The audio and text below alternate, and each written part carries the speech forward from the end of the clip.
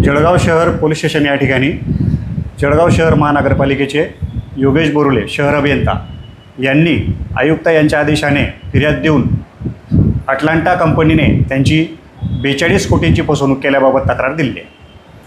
पुढील तपास कशा पद्धतीने चालू आहे आणि किती लोकांवर हा गुन्हा दाखल झालेला आहे? प्रथमदर्शनी कंपनीविरुद्ध फिर्याद देण्यात आलेली आहे. तपासात पुढे निष्पन्न होईल. पुढील तपास चालू आहे. नेमकं काय म्हटलेलं, कशा प्रकारची फसवणूक? त्यांच्या तक्रारीवरून गुन्हा नोंद झालेला आहे. फिर्यादीने म्हटलेल्याप्रमाणे फिर्यादीमध्ये कंपनीने आपलं काम अर्धवट सोडून महानगरपालिकेची फसवणूक केलेली आहे. कोणते कलम या ठिकाणी अंतर्गत त्यांच्यावर कारवाई तपास करतात?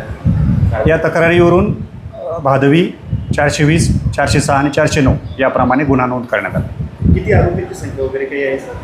नाही अजून तसं काही.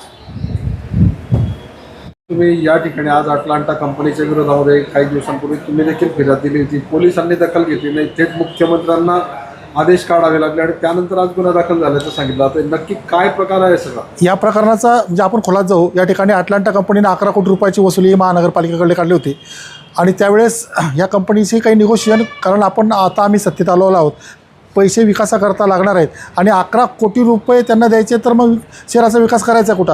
तर त्यावेळेस कंपनीकडनं अपेक्षित उत्तर आले नाही.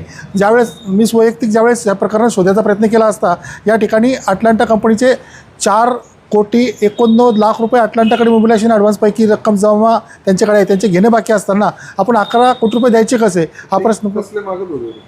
11 कोटी कशाचे मागत होते? 11 कोटी हा वेगळा विषय आहे. ते विमानतळाचा विकासाचा जो विषय होता, त्याच्यातले त्यांचे महानगरपालिकेकडे 11 कोटी रुपये घ्यायचे बाकी होते. 11ही नव्हते, 3 कोटी रुपये काहीतरी समथिंग होतं. व्याज सरळ त्यांनी व्याज जे लावलं आहे ते 12% प्रमाण लावलेलं आहे.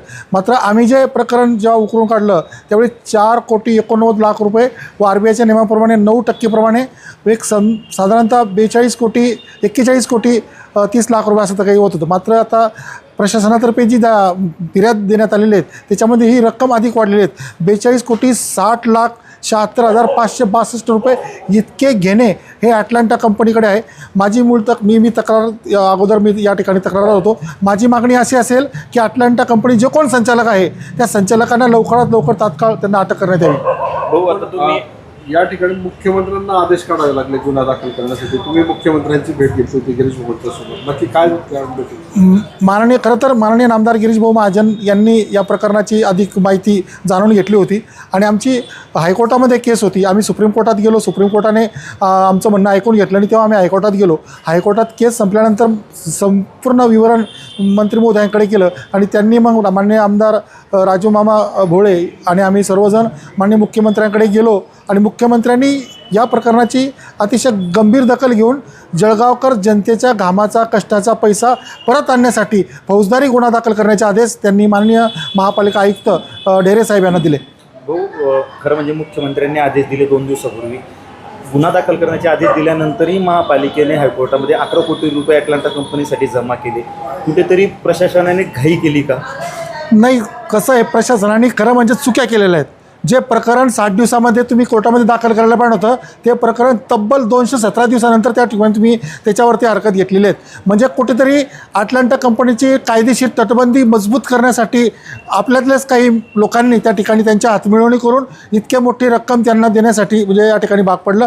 खरं म्हणजे ही जी प्रक्रिया आहे ही आताच नाही, गेल्या जवळजवळ 24 वर्षातली प्रक्रिया आहे. मग दरम्यानच्या काळात कोणी यांना सहभागी झाला आहे हा पण संशोधनाचा विषय आहे. सर, काय सांगाल अटलांटा प्रकरणात आज आपण फिर्याद दिलेली जळगाव शहर पोलीस स्थानकात, नेमकं काय म्हटलं आहे फिर्याद? तत्कालीन जळगाव नगरपालिकेने 1997 ते 2001 या कालावधीमध्ये पेवरणे रस्ते डांबरीकरण करण्यासाठी अटलांटा कंपनीला कार्यादेश दिलेले होते. या कार्यादेशांमध्ये अटलांटा कंपनीला 24 करोड रुपये ॲडव्हान्स अदायगी करण्यात आलेला होता. त्यापैकी त्यांनी 19 करोड रुपयाचा ॲडव्हान्स जो होता तो झालेल्या कामापोटी वर्गीकृत करून तो जमा करण्यात आलेला होता. मात्र यामध्ये उरलेला जो ॲडव्हान्स आहे 4.79 कोटी रुपये तो अधिक 90 लाख रुपये जे रस्ते रिपेरी करण्याकरता खर्च झाला तो आणि 36 लाख रुपये दंड रक्कम असे एकंदरीत रक्कम त्यांच्याकडे थकीत आणि वसूलपात्र होती. सदरच्या वसूलपात्र रकमेसंबंधी माननीय आयुक्त साहेबांनी तातडीने गुन्हा दाखल करण्याचे आदेश दिलेले होते. त्यानुसार त्यांनी मला प्राधिकृत पत्र दिलेलं होतं. त्यानुसार मी त्या 4,79,00,000 अधिक 90 लाख रुपये अधिक 36,50,000 असे व त्यावरचं चक्रवाढ व्याज असं एकंदरीत 42,60,00,000 रुपयाचा नुकसानीचा दावा आहे तो आम्ही त्यांच्यावरती दाखल केलेला आहे इथे फसवणुकीचा आणि ती तक्रार शहर पोलीस स्टेशनला आम्ही आज दिलेली आहे हे कंपनीच्या. प्रकरण बरंच जुनं आहे. आता एवढ्या वर्षानंतर हे प्रकरण का समोर येतं आहे आणि त्या पाठीमागे मधल्या काळात काही पाठपुरावा केला गेला काय कंपनी? मधल्या काळामध्ये सन 2005पर्यंत 5मध्ये त्यांना नोटीस देण्यात आलेली होती आणि नोटीस देण्यात येऊन त्यांच्याकडनं ती रकमेची मागणी परत करण्यात आलेली होती. तथापि कंपनीने त्यावेळी देखील दुजोरा दिला नाही आणि महानगरपालिकेने जी नोटीस दिली त्यानुसार पैशांचा भरणा केलेला नाही आहे. त्यामुळे ती रक्कम सदैव महानगरपालिकेच्या अकाउंटला दरवर्षी ही ॲडव्हान्सच्या रजिस्टरमध्ये ही प्रलंबित म्हणून दरवर्षी तिच्यामध्ये नोंदणीकृत करण्यात येत होती. त्यामुळे ती वसुली करण्याच्या उद्देशाने आता सद्यस्थितीमध्ये आयुक्त साहेबांनी त्याच्यावरती गुन्हा दाखल करून ती रकमेबाबत तक्रार दाखल करण्याचं आम्हाला सांगितलं होतं. त्याप्रमाणे आज तक्रार दाखल केलेली आहे. सर तक्रार नेमकी कोणाविरुद्ध आहे, काही नावं दिली आहेत? तक्रार ॲटलांटा कंपनीचे जे काही संचालक असतील त्यांच्याविरुद्ध ती तक्रार राहील. किती संचालक आहेत? त्याच्याबद्दल अजूनपर्यंत माहीत नाही आहे, तर तू त्याबद्दल माहिती घे ना. आपलं नाव सर? योगेश बोरोले, शहर अभियंता.